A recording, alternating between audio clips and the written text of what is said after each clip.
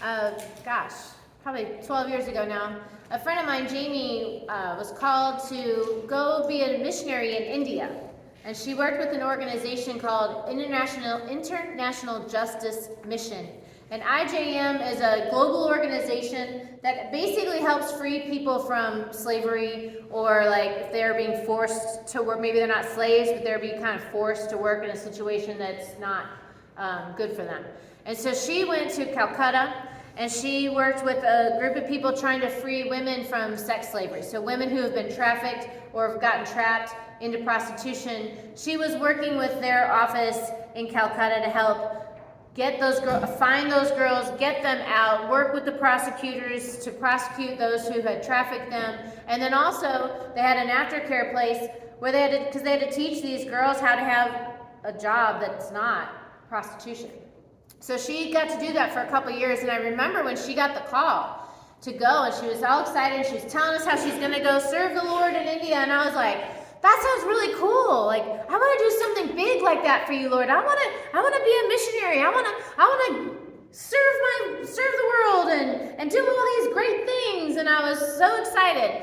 And so I prayed, and Lord, what do you want me to do? What can I do for you that's big like that? And I really felt like God told me He wanted me to go to Africa and for a year or two and teach people about HIV and how to prevent HIV, because there's a lot of misinformation and ignorance that helps the spread of HIV in South Africa. Through Crossroads, there were connections through there, because I did get to go to South Africa on a mission trip there, but just for like a week. So they had connections there, and I was like, yes, God is going to send me to Africa, and I was excited, and then I was kind of sad because I'd have to leave my family behind and leave everything that I knew behind, and as I tried to pursue that, all the doors were shut in my face, and it just didn't work out. And I was like, well, I guess maybe I heard that wrong, or I don't know. And then, I don't even know how many years later, I've told this story before. I was driving home from work one day, going up Sleepy Hollow, and I felt like God's like, I want you to move to Ludlow. And I was like, move to Ludlow? Like, but I love my house.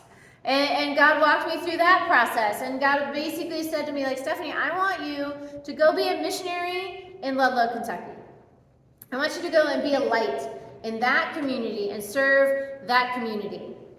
And part of me was like, I want to do something big like Africa. But another part of me is like, I get to stay home where I can see my family, and and I love this community. This was my 21st year teaching. I'm going in my 22nd year teaching in Ludlow, and I've lived here for now, 8 years. And next week I will have served here in this church for 5 years. So it's been good, and it feels like a good fit, and I'm very glad that this is my mission field. But I have to remember that this is my mission field. Just like if I had gone to Africa, and that would have been my mission field, God has made it clear. He said to me, Stephanie, I want you to go to Ludlow and be a light in that community. And so I'm trying to figure out, what does that mean to be a light? And trying to stay in my lane, because sometimes I want to be a hammer or a drill or something, and I want to build things and make all these things. He's like, no, stay in your lane. Right here. I want you to focus your energy here, because I tend to try to sign up for all the things, and then I'm exhausted, and I don't do any of it well. And so he has to sometimes redirect me, like, no, bring it in. You're a light. Stop trying to be something else and be what I told you to be. And everything works out great when I'm a lantern and I'm not trying to be a hammer. Okay, so but God has shown me that there's just one of me, and I have a finite amount of energy, and I can make a big impact if I focus that energy in one space.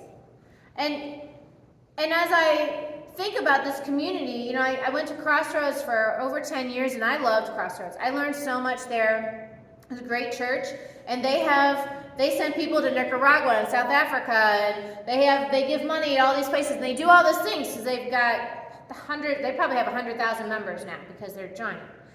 But what I love about this church is the family feel. I just had a conversation with Judy Lantry last night. I was sitting with her at an event last night, and we were talking about church stuff. And she goes to Seven Hills, which is like a Crossroads. It's big. And she's like, you know what I love about your church? You guys are so involved in the community. And I said, yeah, what I love about my church is the second time I came to my church, the second time I walked in here, people I had never met before said, Stephanie, it's so good to see you back. And I was like, you remember my name? You know, and if someone doesn't come, if someone's coming for a while and then they don't come, usually we text them like, hey, you okay? Like, what's up?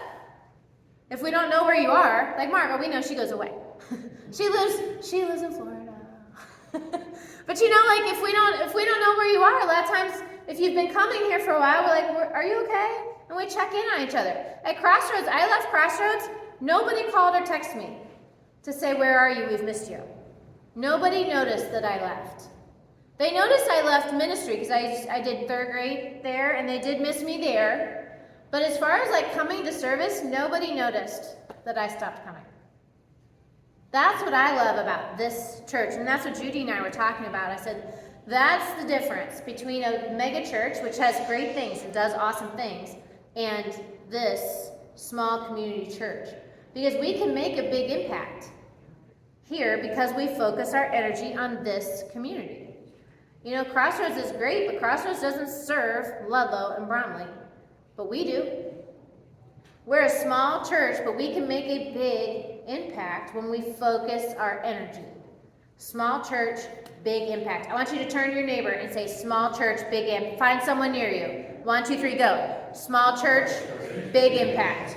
We are a small church, but we can make a big impact because we focus our energy. We have people call us from like Fort Thomas or Florence, or I think it's fine when they call us from Fort Thomas, but you know, we have people call us from outside of our community, and they'll want food pantry stuff, or they'll want us to like drive them places, or they'll want, back when we helped with Christmas stuff, they'll want us to help with Christmas stuff, and not that we don't want to do that, but like, we're a small church.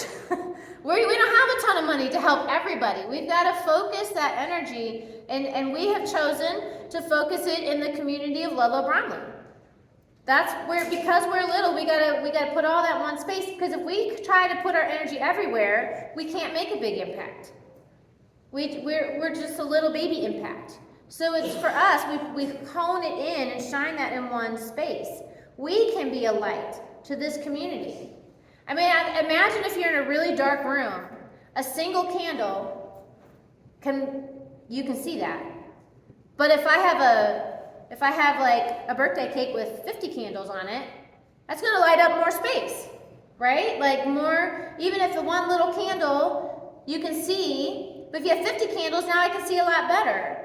But if you put 50 candles in 50 rooms, yeah, they light them up a little, but not as much as 50 candles in one space, right? We are called to be the light. And as Christians, it's not just a suggestion that you should be the light. Jesus was talking to his disciples. Jesus is the guy that we call our Messiah, our King. And he walked on the earth a couple thousand years ago. He's hanging out with his dudes, and he's teaching. He always taught with stories. And a lot of the people he taught were like the blue-collar kind of guys, shepherds, carpenters, like those kind of people. And so he's trying to talk to his guys one day about what he was often saying the kingdom of heaven is like, or it's going to be like this. And he would use analogies to help them understand these big ideas. So he's telling them this story one time about what it's going to be like at the end. Okay, so here in the Christian faith, we believe that we will die in this lifetime, but there's going to be a recreation where we're all made new, and it's going to be awesome. I call it super heaven. We get to go to super heaven. It's going to be amazing, right? And so Jesus is talking about that process because we're going to have to go through a judgment to get there. And he says, when the Son of Man comes, that's Jesus, by the way, in his glory, and all the angels are with him, he's going to sit on his glorious throne, and all the nations are going to be gathered before him, and he is going to separate the people one from another as a shepherd separates the sheep from the goats. He's going to put the sheep on his right, he'll put the goat on his left, and then the king is going to say to those on the right, come on, you who are blessed by my Father, take your inheritance. For the kingdom prepared for you since the creation of the world. For when I was hungry, you gave me something to eat. When I was thirsty, you gave me something to drink. When I was a stranger, you invited me in. I needed clothes, and you clothed me. I was sick, you looked after me. I was in prison, and you came to visit me. And then the righteous will answer him, but Lord, when do we see you hungry, or feed you, or give you something to drink? When did we see you as a stranger and invite you in, or needed to clothe you and needed clothing and clothe you? When did we see you sick or in prison or go with you? Jesus lived 2,000 years ago. I don't personally believe in recreation, or what's that? Will you come back in the next life? Reincarnation. I don't personally believe in reincarnation, so that means I wasn't around when Jesus was around. So Jesus is saying, you might not physically come in contact with me, but truly I tell you, and I'm going to give you a little Bible tip. When you see either truly I tell you or therefore, it is there for a reason. It is, Jesus is about to lay down some big important truth right now. You got to that's your little clue to he's about to say something really important. Okay? So he says, truly I tell you, whatever you did for the least of these brothers and sisters of mine, you did for me. And then he will say to those on the left, get away from me. Depart from me, you who are cursed, into the eternal fire prepared for the devil and his angels. That does not sound like a fun place to go.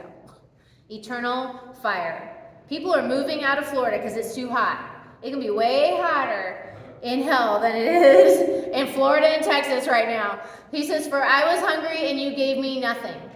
I was thirsty and you gave me nothing to drink. I was a stranger, you didn't invite me. I needed clothes and you did not clothe me. I was sick and in prison and you did not look after me. And they will also say, Lord, when did we see you hungry or thirsty or a stranger or needing clothing or sick or in prison and not help you? They're thinking to themselves, Jesus, if I'd seen Jesus, I would have helped Jesus. And he says, truly I tell you, whatever you did not do for one of the least of these, you did not do for me. And then they will go to the eternal punishment, but the righteous to eternal life. Eternal punishment sounds terrible to me. I don't think I want to go there. I already have a list of jobs. If I forget about Jesus and end up there, I have a list of terrible jobs that I've had in this lifetime, and those will be my jobs for eternity. Jobs I hate, like trimming Christmas trees and running electric wire. So I don't want to do that for eternity. I want to go to super heaven, because in super heaven, I'm going to tell you right now, my job in super heaven, I'm going to be someone who dances in the streets to set the tone. You know, there's going to be people Greg's going to be playing the music, and there's going to be people playing music, and it's going to be a party all the time, and I'm going to be the person dancing in the streets just to make it fun. That's going to be my job in heaven. I want that job in heaven. I don't want eternal punishment. Because Jesus took our sin, but we still are going to have to stand for our actions. And so if you say you love Jesus, but you ignore the people who need love, then you are a liar. We are called to be we might be small, but we are called to make a big impact. And we can do that when we work together. We can make a much bigger impact when we work together. Free Family Fun Fest. We used to buy all the stuff. And I think back in the day, we had 50 backpacks when we did it all ourselves. This year, we have over 150 backpacks. And you know why? Because we allowed our community to work with us. We invited other people to come and be a part of that with us. Instead of trying to do it all on our own, we said, hey, who wants to partner with us? And they did. They came and partnered with us. So while we're the vehicle of giving out the stuff, our community, our small community, all those people who sent a package, all those people who went on Amazon or Target or gave Steph a check, they might have spent $20 or $50 or $100. But because of that $20 or $50 or $100, we're going to give out 150 backpacks tonight, at least. We have so much cool stuff to give these kids because someone was willing to rent the bounce houses. Kids are going to come and have a great time. We might be small, but we're going to make a big impact on our community. And that's what Judy said last night. She says, what I love about your church, Paula Ransom said it to me at the Bromley Street Fair. She says, what I love about your church is your church gives back. Your church makes sure that they are tuned into this community and they're helping this community. And Judy said, she's like, I didn't see, no, sorry, any Baptist people. She's like, I didn't see the Baptist church at the Bromley Street Fair. She's like, but you guys are there. You guys always try to be a part of everything in this community and help this community. And she's like, and that's what I love about your church. And that's what I love about our church. We are not just a place to show up on Sunday. I'm glad you're all here. Please come back next Sunday. This is where we get fed. This is where we realign, right? We all tend to get off our true north. This is where we come and get a little adjustments, like coming to the chiropractor every week. This is where we come to get readjusted, okay? And where we come to work together. But our job is to serve our community. And that is something that this church has made it our mission. And Jesus was teaching his guys to pray. He said, your kingdom, he's talking to God. You guys know the Lord's Prayer. I look around the room and I think every one of you has been in church at least once before in your lives. Okay? You've heard the Lord's Prayer before. We say it every Sunday. You probably, those of you who grew up in church, probably learned it when you were like this big. I know I learned it when I was a little kid. My mom would sit on my bed before we go to sleep and we would say the Our Father. We called it the Our Father. We would say the Our Father before we went to bed. Part of the prayer that we all learn to pray as kids is your kingdom, we're talking about to God. Your kingdom come and your will be done on earth as it is in heaven. In super heaven, it's going to be awesome. In heaven right now, there is no brokenness. There is no sickness. There is no death. There is no anxiety. There is none of that ick up in heaven, but it's down here. And so our job as Christians is to do everything we can to bring that reality to this reality. Is to do what we can to be those lights as we go out into our community. We can be a small church with a big impact when we work together. We can bring the kingdom on earth as it is in heaven when we work together.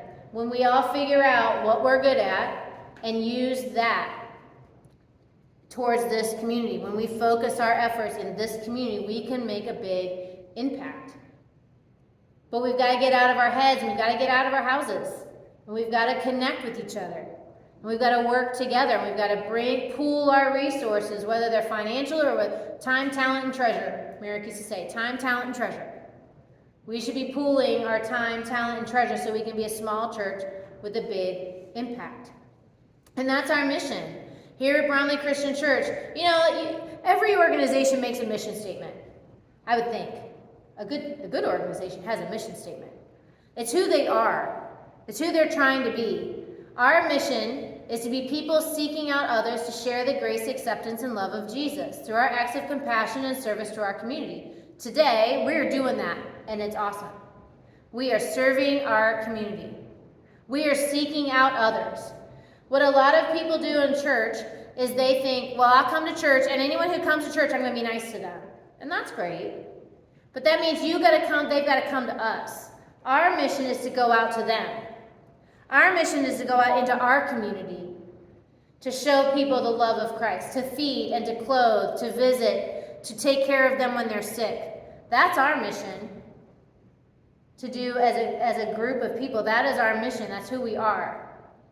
And then our vision, a lot of organizations also come up with a vision statement. Vision is where we're going. That's like our next step goal. Our vision, this is what I've been preaching about this is the third week, to create an inclusive community.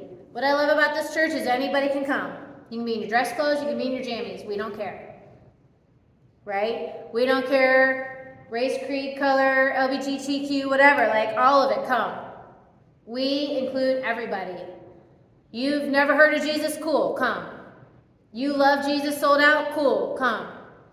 Inclusive. We want everybody to feel welcome when they walk in these doors, no matter where they're coming from. And then we are all working in our gifts. We got to figure out what we're good at to serve the community of Ludlow and Bromley. Thy kingdom come, thy will be done in Ludlow and Bromley on earth as it is in heaven. That's our goal, to be a small church making a big impact in the community of Ludlow, Bromley. And so today we're going to do that. If you can come today and help us do that, that is awesome. We will love that. How do we do that after today? We each have to figure out what we have to offer and find a way to either join something that's going on here at church or create something. Like Ruthie came up to me last week. She's like, You said that, I really want to start a Bible study. I'm like, yes. So once Ruthie can drive, I think she's going to start a Bible study once a week. And I think that's amazing.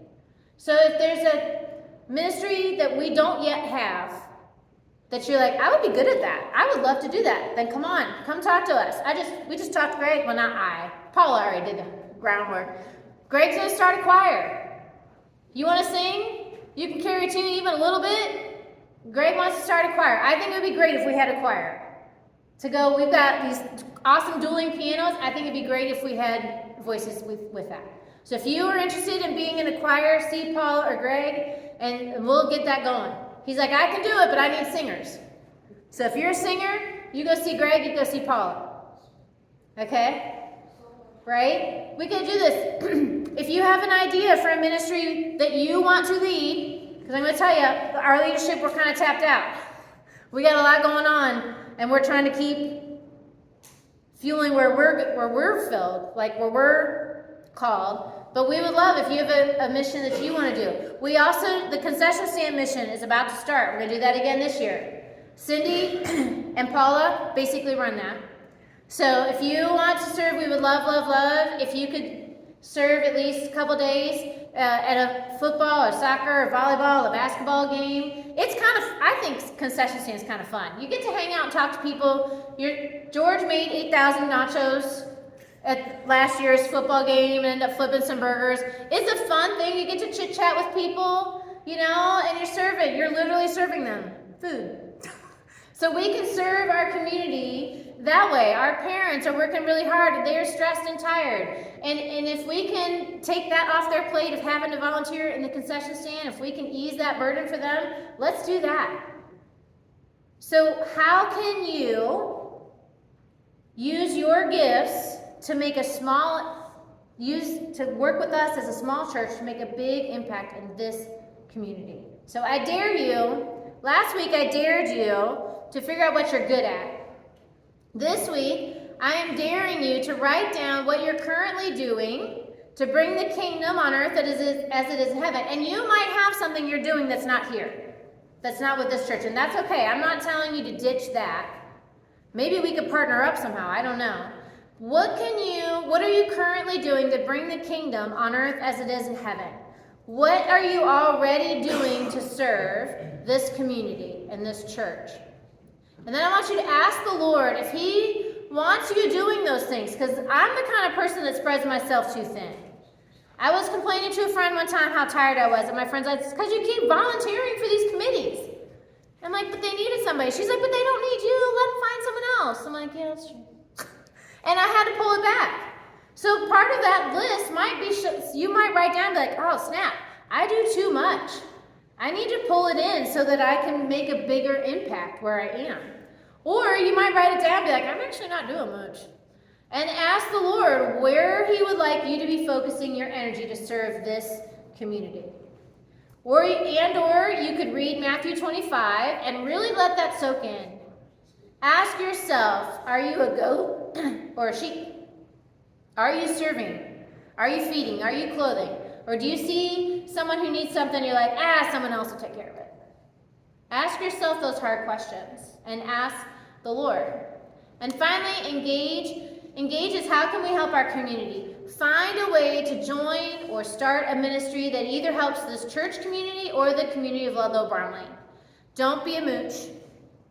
Okay, don't be that person who just shows up on Sunday and goes home and sits in their house all week by yourself and doing nothing. Okay, the good news is we already have ways to serve right here. Today, I'll give you an easy one. Come to Fun Fest. Help us out. Okay, come with the mission. Join the choir. Do something to help serve this church and or our community. And you can start, I said that. You can start today with Fun Fest. Football season's coming up. I already told you about the concession stand mission. So see, Cindy is there. Cindy, go like this. Cindy, if you want to do concessions, they're going to be getting us a link. You can chat with Cindy. She would love to help get you signed up because they were already doing concessions. They were already starting. Okay? So, find a way to be part of we are a small organization. Find a way for you to help our small organization make a big impact in this community. And all of God's children said,